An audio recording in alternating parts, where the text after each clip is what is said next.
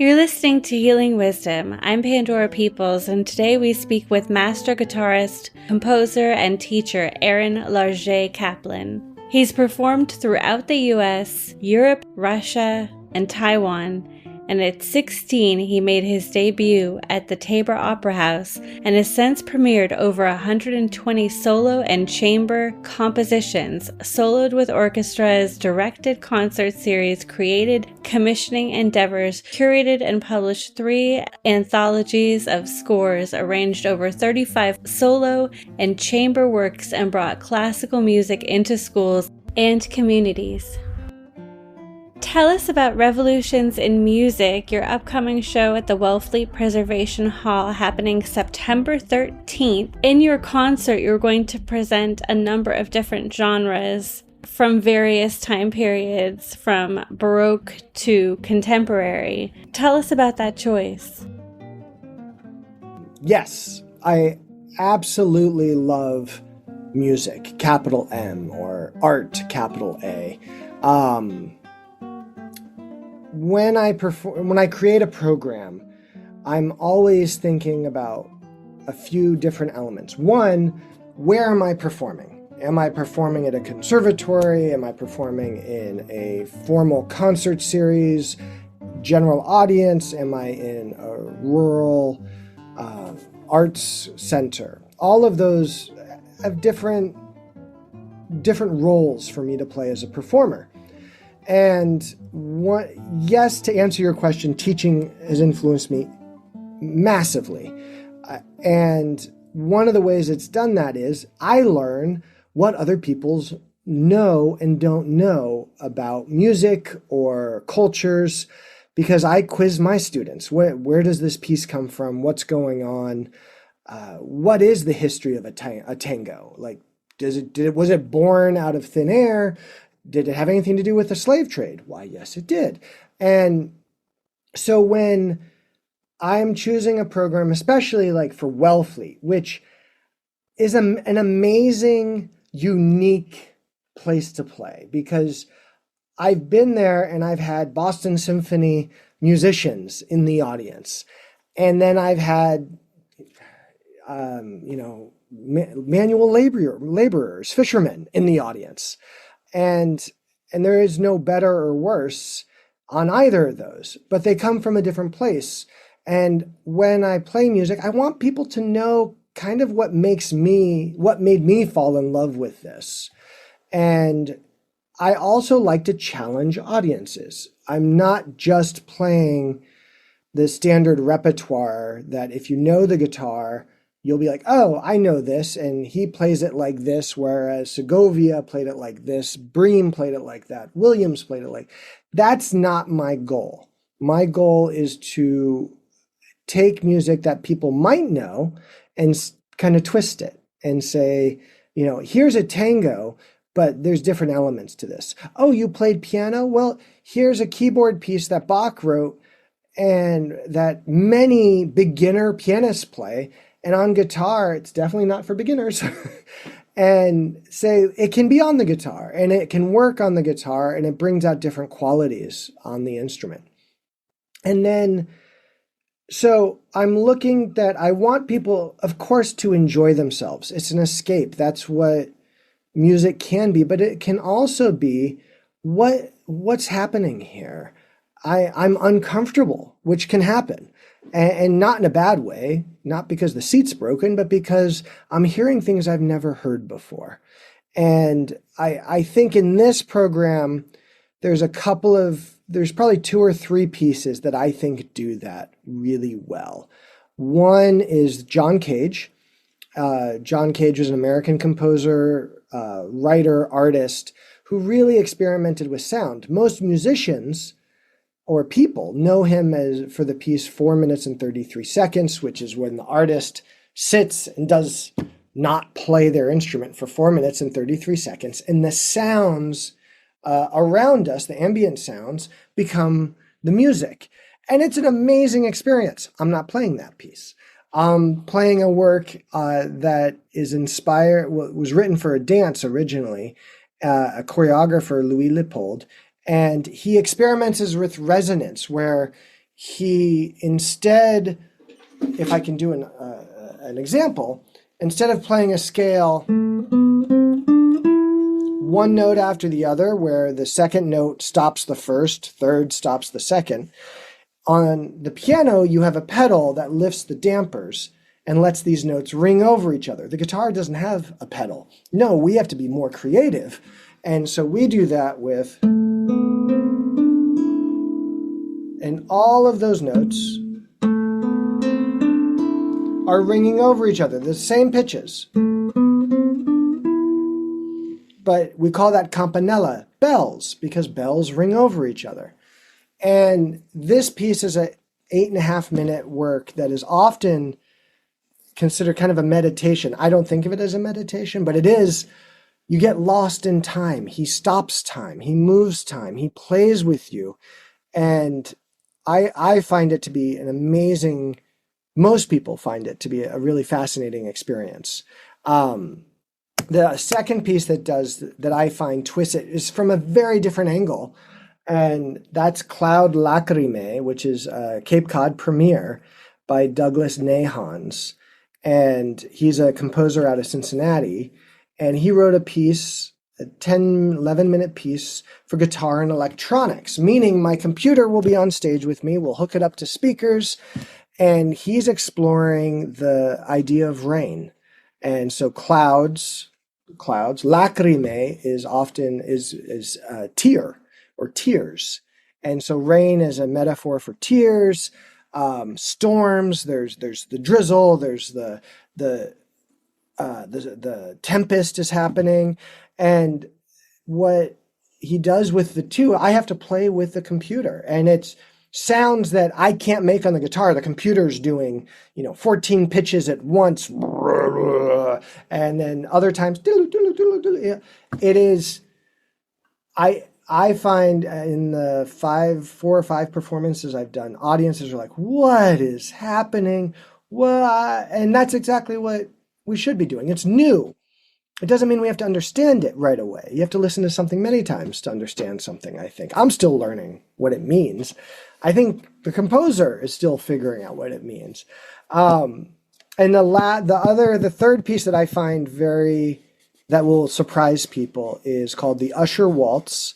It is inspired by the Edgar Allan Poe story, Fall of the House of Usher. And it's by a Russian composer, Nikita Kushkin, who does a musical narration, basically, of this story, this haunted story of the family that made a deal, in essence, with the devil, and it comes back to haunt them, and they get riches and everything, but the next generation is killed off. And the guitar does this waltz, and it's this beautiful waltz because Poe writes about a waltz being played, but at the same time, you also have this mental breakdown, and it is very obvious in the performance, enough so that audience members often audibly react to it. It's a really wonderful work.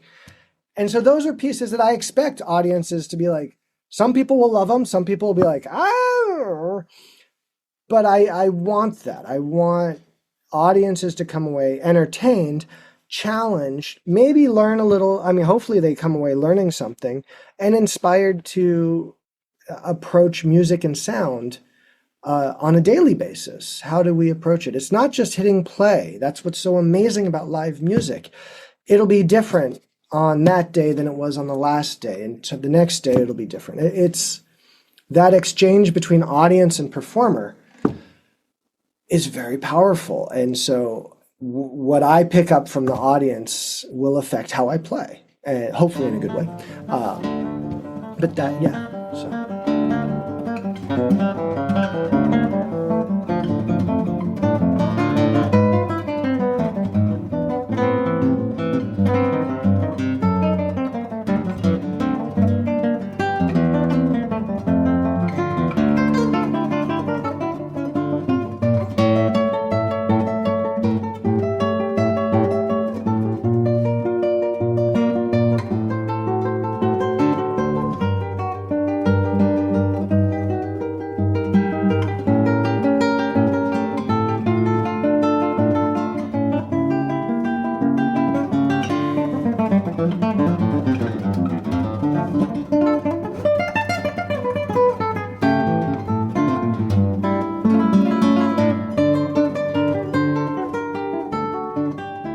You're listening to Healing Wisdom. I'm Pandora Peoples, and we're here speaking with Aaron Larget-Caplan, who'll be performing at the Wellfleet Preservation Hall on Saturday, September 13th. Tickets are available at wellfleetpreservationhall.org. Can you elaborate more on music and how it affects our sense of time? Because you've hit on a really interesting point.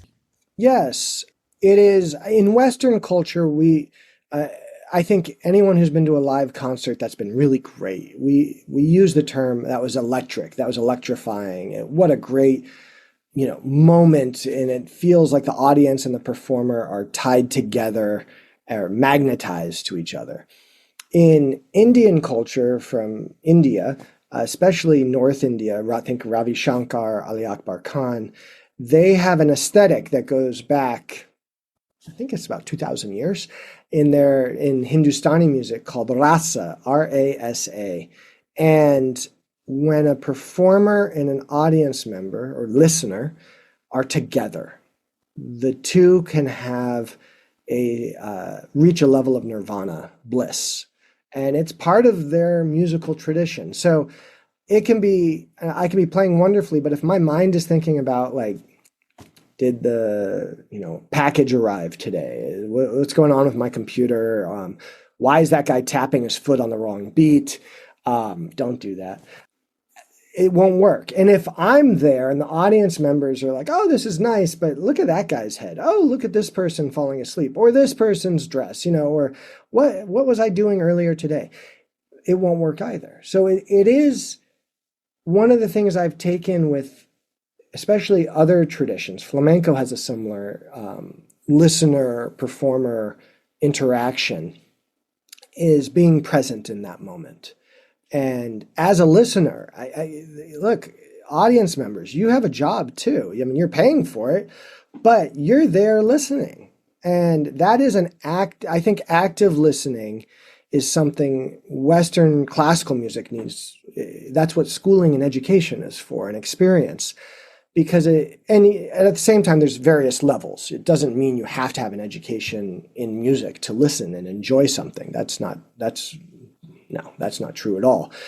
Sound can be just enjoyed, but I can feel when the audience is with me. And I think the audience can feel when the performer is present on stage and not thinking about what's next on my concert tour type of thing. And so that being present in the moment, and it does stop time, and sometimes it goes by too fast.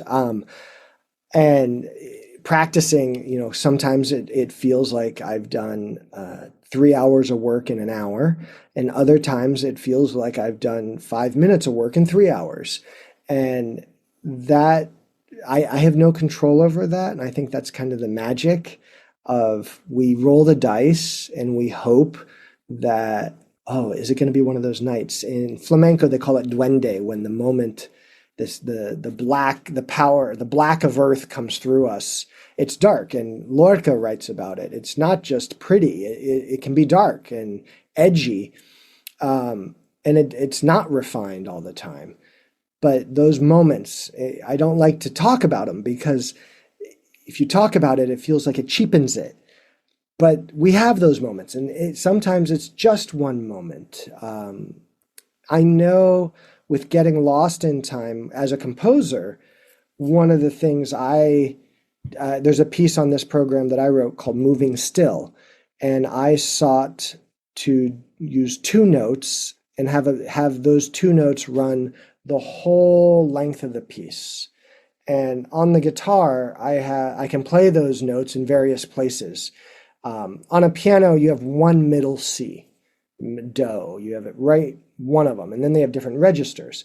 On the guitar, I have 4, and I can actually do like 6 total with harmonics and effects or tricks. And each of them has a different quality.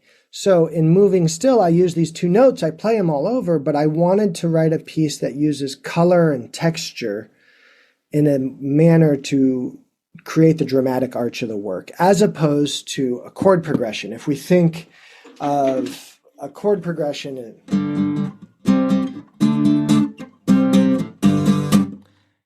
3 chords, wonderful, wild thing. That's a chord progression. That's as much a chord progression of anything by Bach. Now, it's cyclical because it's repetitive. It's a groove based that's different than other stuff. But in moving still, how do I write a piece with just these 2 notes we call an ostinato the whole time? And so I use what we call harmonics that are kind of like shooting stars, I like to say. We have chords, we have harmonics, and then that playing it here is different than here. Those are all the same pitches on a piece of paper, but they all have different qualities. It's like we each follow the same recipe, but they all come out differently. And so that piece is meant to feel like we're going somewhere, but we haven't gone anywhere. We're still in the same place. So we're moving, but we're still here, but we're still moving. And so time, that's a huge influence of John Cage on me.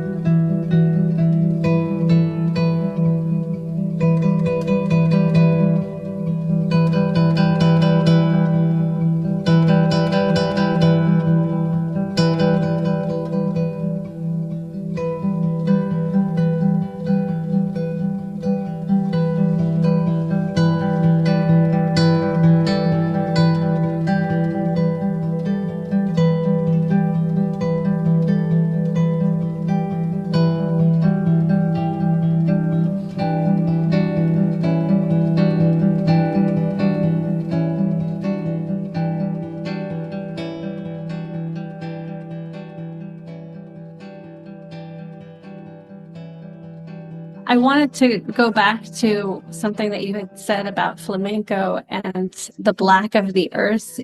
Uende, D-U, D is in dog, U-E-N-D-E.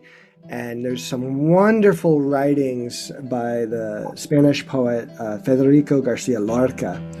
And it's a folk tradition. In almost every folk tradition in music has that. And the parts of the blues has it. And we have different names for them. And sometimes we don't name them, but we talk about them. The electricity, the moment when you're seeing someone and it looks like a dancer and you can see them pushing the air around them. I mean, that's what a beautiful image. It's not, they're not just moving, they're not solo. When I play alone on stage, I'm not solo.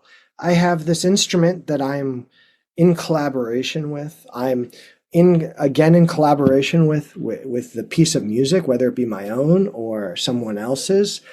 And then I'm also working with the audience. And was asked recently, what's it like to be alone on stage? And I'm not alone. I mean, there are times it's like my body temperature goes up 50 degrees and my strings are going nuts. And there are moments where it's like, get me out of here. But for the most part, it's a very communal experience, though my physical body is alone on this stage. Another thing that you'd mentioned is the Edgar Allan Poe piece that's based on the House of Usher, and you described it as a musical narration. How common is that in contemporary music, a musical narration of a piece writing? Well, there's few different names for it. I mean, Beethoven did this in his Seventh Symphony, the Pastoral, and the storm is coming, springtime. That goes back to the Baroque period, to pre-Bach in France. They have lots of kind of imitations of what's happening in nature often. But having a story, or sometimes it's called a tone poem, where the music is telling a story, that's pretty common. It's not a word for word thing. I play a work that's not on this program, but I've probably played it in Wellfleet 4 or 5 times, called The Legend of Hagoromo. And it's a Japanese piece that tells a 13th century legend. It's 15 minutes. And I tell the whole story, but it's not a word for word. Yet when you have kind of an idea of what's happening, it allows audiences to kind of grab onto something. The pieces themselves, I don't even have to tell you what they're about. Emotions will be raised and audience members will be able to understand what's happening. Is it fair to say that until recently the guitar wasn't taken as seriously in terms of playing classical music, like that there's been an evolution of how the guitar has been embraced and what people play on it? Can you talk a little bit about your use of the guitar and what you like about it in terms of its character and personality and how it conveys music? Yes, that's a great question. And yes, and I don't know what recently is, but the first real kind of proponent, the recognized master of the guitar that kind of brought it to the forefront of classical music was the late Andres Segovia, the Spanish guitarist. He was adamant that it could be a classical instrument, and that the instrument as we know it, the tradition goes back really to Italy, and the late 1700s, early 1900s. The lute got transferred to the Baroque guitar, and the smaller instruments, the modern construction of the guitar is really late 1800s. So that's where we had a different construction that allows the guitar to be louder. And by being louder, it can play with other instruments. The early concertos are in the early 1800s. Mauro Giuliani is one, Carcassi, Italians, because publishing was much easier in Italy than in Spain. In Spain, you had to get a writ from the king. There's a wonderful history of, not censorship, but you can see what happens depending on what the powers that be and how we make money. The guitar was extremely popular as a court instrument and as a salon instrument because it was small. And then the keyboard, the harpsichord and clavichord turned into the piano. And once the piano got its modern direction, late Beethoven, it just took off and bypassed the most popular instrument, which was the lute and the guitar. In the 20th century, Andres Segovia came around and he performed. He commissioned concertos. He got the big romantic composers, they were very conservative composers, to write for him. He turned Stravinsky down, he turned Ravel down, which is so sad. And imagine a piece by Debussy. Oh, God. But so he did amazing work, and he lived to 93. So he was around a while. And then popularity really took off, was kind of peak in the 70s and 80s. You had Julian Bream, John Williams, these artists who were touring the world doing wonderful things. But that's also the kind of the peak of classical music in kind of the commercial sense. And the guitar is still quite popular. It doesn't play the large concert halls that it used to do. Doesn't mean it can't, but you see guitar much more if one wants to look for it. There's a lot of music for chamber ensemble, playing with other instruments. I've recorded with string quartets. I do stuff with choir. There's trios. I mean, there's just so much wonderful music. So it is out there, but it's not getting played as often as like a piano recital. It's also a small instrument, so it's not going to be a stadium thing. I mean, it could, but the best qualities of it are lost. And those qualities being the idea of like color, or what is also used as timbre.